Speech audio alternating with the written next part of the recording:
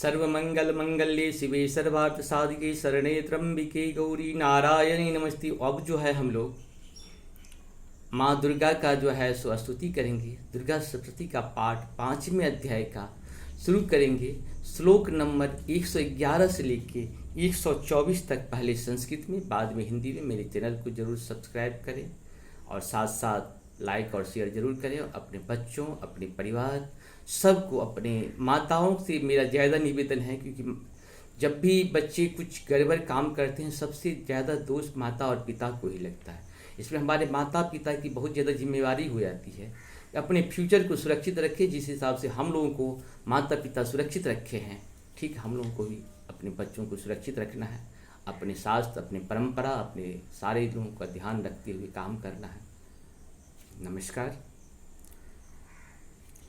यानि चान्यानि देवेषु गन्धर्वेषुर्गेषु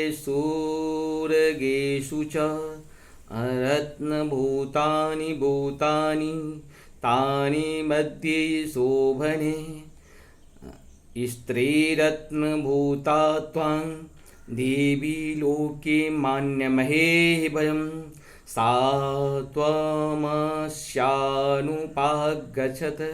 यतो रत्नभुजो भयं मां वा मामानुजं वापि निशुम्भमरो विक्रमं भजं त्वं चञ्चलापाङ्गे रत्नभूतासि वेयतः परमेश्वर मे मतुलं प्राप्तस्येषो मत्परिग्रहात्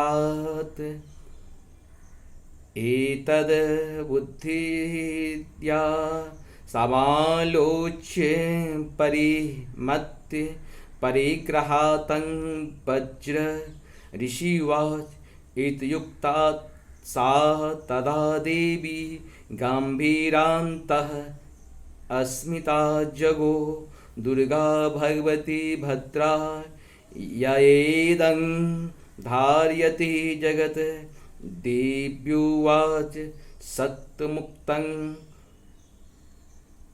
त्वया रात्र मिथ्या किञ्चित् तत्त्वयोदितं त्रैलोक्याधिपतिः शुम्भो निशुम्भश्चापि तादृशः किं त्वं यत् प्रतिज्ञाता मिथ्या तत् क्रियते कथं श्रियतां लपबुद्धे त्वयात् प्रतिज्ञाया कृता पुरा यो मां जयति संग्रामे यो मे दर्पव्यपोहति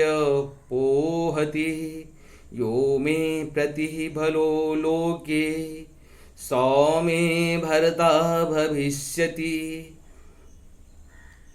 तदा गच्छतु शुम्भो अत्र निशुम्भो वा महासुरः मां जित्वा किं चिरेणात्र पाणिगृहातु मे लघो दूतवाच अवलिप्तासिमेवं त्वं देवीं गृहे ममाग्रतः त्रैलोक्येकः पुरमास्तिष्ठग्रे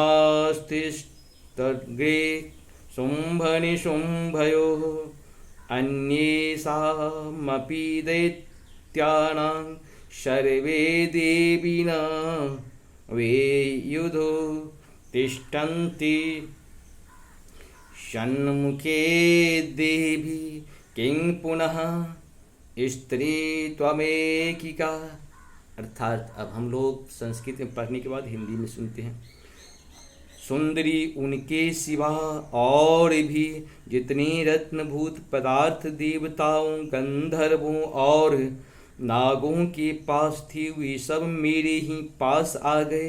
देवी, हम लोग तुम्हें संसार की स्त्रियों में रत्न मानते हैं, अतः तुम हमारे पास आ जाओ, क्योंकि रत्नों का उपभोग करने वाला हम ही हैं। चंचल कटाक्षों वाली सुंदरी तुम मेरी या मेरी भाई महापराक्रमी शुंभ की सेवा में आ जाओ, क्योंकि तुम रत्न स्वरूपा हो। मेरा वर्ण करने से तुम्हें तुलना रहित महान ऐश्वर्य की प्राप्ति होगी। अपनी बुद्धि से यह विचार कर तुम मेरी पत्नी बन जाओ। ऋषि कहते हैं, दूत को के यों कहने पर कल्याणमयी भगवती दुर्गा देवी जो इस जगत को धारण करती हैं, मन ही मन गंभीर भाव से मुस्कुराई और इस प्रकार बोली। देवी ने कहा, दूत तुमने सत्य कहा, इसमें तनिक भी मिथ्या नहीं है। शुंभ तीनों लोकों का स्वामी है और निशुंभ भी उसी के समान पराक्रमी है, किंतु इस विषय में मैंने जो प्रतिज्ञा कर ली है उसे मिथ्या कैसे करूं। मैंने अपनी अल्प बुद्धि के कारण पहले से जो प्रतिज्ञा कर रखी है उसे सुनो।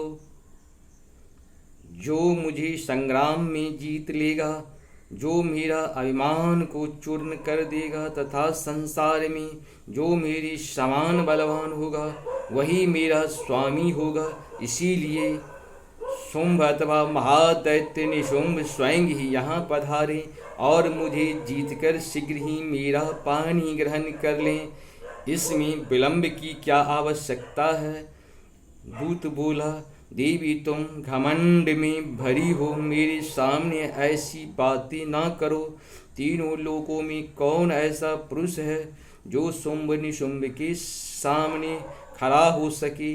देवी अन्य दैत्यों के सामने भी सारे देवता युद्ध में नहीं ठहर सकते, फिर तुम अकेली स्त्री होकर कैसे ठहर सकती हो। इस तरह से जो है शुंभ निशुंभ का दूत जो था माँ के पास आता है और अपना समाचार सुनाता है। माँ अपनी प्रतिज्ञा के बारे में बताती है कि हम जो है आपको ठीक है, आप हमें युद्ध में जीत लीजिए। मैंने अल्प बुद्धि के कारण कुछ प्रतिज्ञा कर रखी है, उसके कारण हम ऐसा नहीं कर सकते हैं, तो हम युद्ध में जीत लीजिए। और इस तरह से भगवान माँ अपना मोह में उसको डाले हैं। नमस्कार।